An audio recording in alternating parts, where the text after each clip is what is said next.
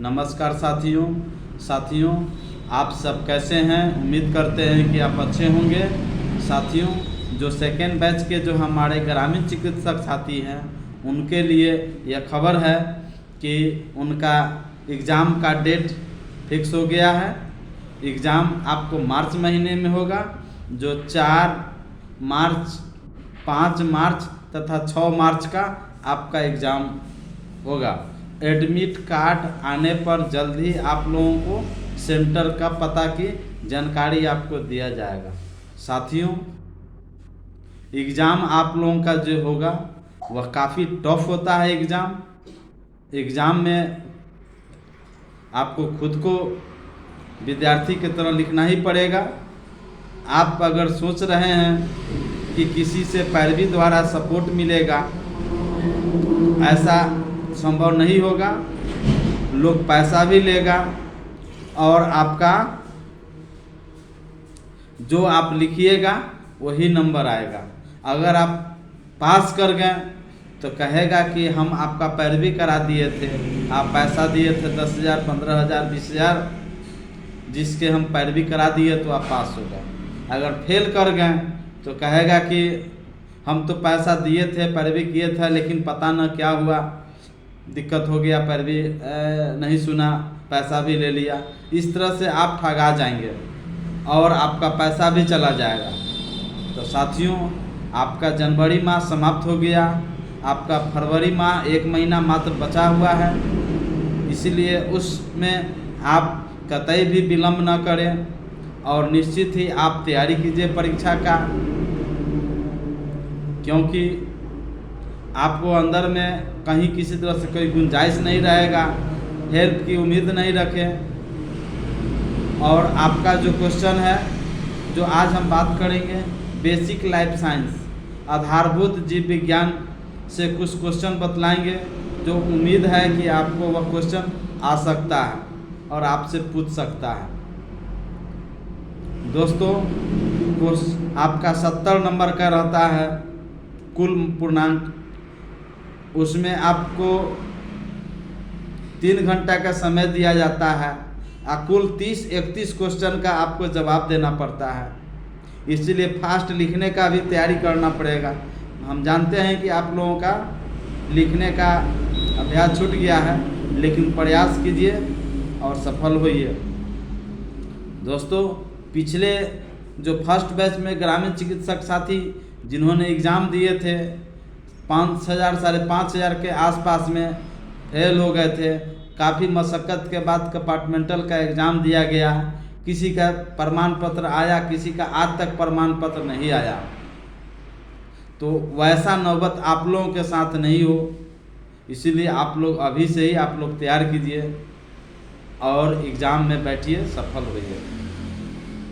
साथियों, क्वेश्चन मैं basic life science से आप लोगों को 20 रख रहा हूँ। कृपया ध्यान से देखें और इसका आप तैयारी कीजिए। ऑब्जेक्टिव क्वेश्चन तो मैंने आप लोगों को पहले बात बता चुके हुए हैं। ऑब्जेक्टिव मायने नहीं रखता है, आप जानते हैं कि आप निकाल लीजिएगा, लिख लीजिएगा। सब्जेक्टिव जो आपकी 2 नंबर दीर्घ उत्तरीय 5 नंबर का क्वेश्चन रहता है, जो आपको नेसेसरी होता है आपको। तो सब्जेक्टिव जो ऑब्जेक्टिव क्वेश्चन है उसको आप देखेंगे। सब्जेक्टिव में दोस्तों पहला क्वेश्चन है, श्वसन प्रक्रिया का उल्लेख कीजिए, रेखा चित्र की सहायता से वर्णन कीजिए। हाँ दोस्तों, आप श्वसन का जो प्रक्रिया होता है, यानी चेस्ट का भी जो श्वसन का जो प्रक्रिया होता है, उसको आपको चित्र बनाना पड़ेगा। लंग्स का, फेफड़ा का चित्र बनाना पड़ेगा और उसके बारे में आपको उल्लेख करना पड़ेगा और उसके बारे में लिखना होगा। तो श्वसन क्रिया के बारे में आपको उल्लेख करना है। दूसरा क्वेश्चन है, हृदय का एक साफ चित्र रेखा बनाइए तथा रक्त परिसंचरण का उल्लेख कीजिए। आपको हृदय का भी चित्र बनाना पड़ेगा, उम्मीद है, क्योंकि हम लोगों से पूछा गया था। आपसे अब क्या पूछता है, लेकिन आप तैयारी कर ले, हृदय का चित्र बना दें और बनाने के बाद उसको सबको दर्शाइए कि आपका जो है ना, जो हृदय का 4 चैम्बर होता है, right atrium, right ventricle, left atrium, left ventricle, ये सब जो आपका जो 4 चैम्बर होता है, जो आपको जानकारी है, पढ़े हैं, तो उसके बारे में आपको लिखना है और उसको चित्र के साथ दर्शाना है। तीसरा क्वेश्चन है पाचन तंत्र का उल्लेख कीजिए। तो पाचन तंत्र के बारे में आपको उल्लेख करना है। चौथा क्वेश्चन है कि यकृत के कार्य का वर्णन कीजिए। लीवर का क्या कार्य है आपके पेट में? लीवर आपके पेट में कौन कौन सा कार्य करता है? डाइजेशन में जो मदद करता है, फैटी चीज़, घी, तेल, ऑयल, बटर जो भी आप खाते हैं उसको वह पचाने का कार्य करता है। ठीक है, तो उस यकृत के कार्य के बारे में आपको उल्लेख करना है। 5वां क्वेश्चन है उत्सर्जन से आप क्या समझते हैं? दोस्तों, उत्सर्जन का भी मैंने वीडियो बनाया था। उत्सर्जन की क्रिया ज़्यादातर किडनी के द्वारा होता है। किडनी में हम आपने बात किया था, किडनी में 3 नसें होती है।